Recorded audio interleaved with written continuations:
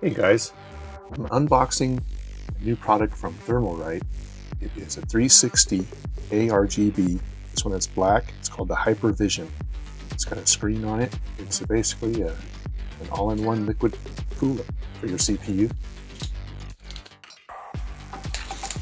It looks like the max pump speed is 6,400 RPM. Also, fans are 69 CFM. It's really nice, and they hold a really nice static pressure of 2.87 H2.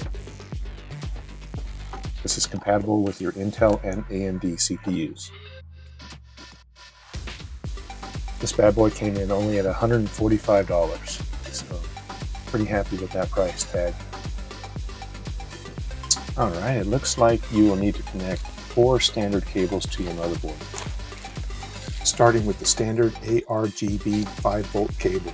Next, there is the CPU fans that are connected with a 3-splitter that should connect to your motherboard CPU fan header. Then there's also the single cable for the AIO's pump, and it should connect to your motherboard's pump fan header. Finally, don't forget to plug in the USB 2.0 cable for the motherboard's USB internal header. This operates the screen on the AIO.